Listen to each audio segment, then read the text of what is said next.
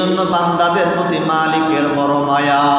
আল্লাহ পাক বলেন, হে মুমিনে কামেল, তোদেরকে দুনিয়াতে পাঠাইলাম, আমি আল্লাহ তাআলার গুণগান গাইবি, আমি আল্লাহকে রব বলে তোরা স্বীকার করবি, আমি আল্লাহ তাআলার নাফরমানি তোরা করবি না, আমি আল্লাহ তাআলাকে ডেকে ডেকে মোহাব্বত করবি। হে মুমিনে কামেলেরা, দুনিয়াতে তালাশ করলে দেখবেন, দুনিয়ার মধ্যে যখন সন্তানেরা মাকে আম্মু আম্মু বলে ডাক দেয়, মার অন্তরটা বড় খুশি হয়ে যায়। সন্তান যখন আব্বাকে আব্বু বলে ডাক দেয়,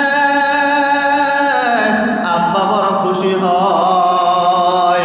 বন্ধু যখন আরেক বন্ধুকে বন্ধু বলে ডাক দেয়, আরেক বন্ধুটাও বড় খুশি হয়ে যায়।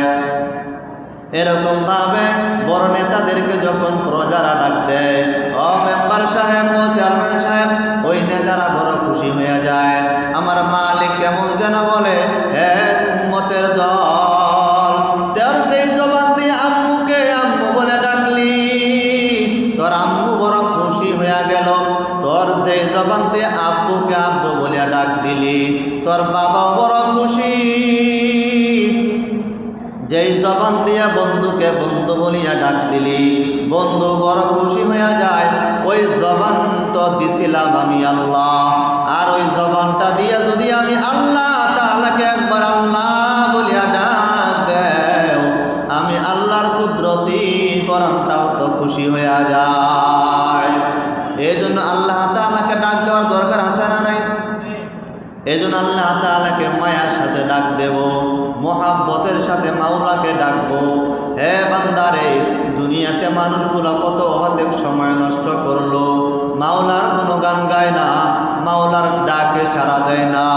মুয়াজ্জিনরা 5 ওয়াক্ত নামাজে বান্দাদেরকে মালিকের জন্য ডাক দেয়, আসো নামাজের জন্য আসো, হাইয়া আলাস সালাহ, হাইয়া আলাল ফালাহ, আসো বান্দা কল্যাণের জন্য মসজিদের দিকে আসো।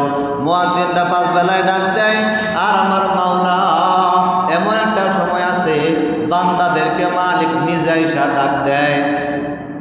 5 ওয়াক্ত নামাজে বান্দাদের কাজ হলো আল্লাহকে ডাক দেয়, আল্লাহকে স্মরণ করে। আর এমন একটা মুহূর্ত আছে যেই মুহূর্তে আমার মাওলা স্বয়ং প্রথম আসমানে আসার পরে তার আদরের বান্দাদেরকে ডাক দেয়। বলে ওই সময়টা হলো রাত্র যখন তাহাজ্জুদের সময় হয়ে যায়, যে আল্লাহর বান্দা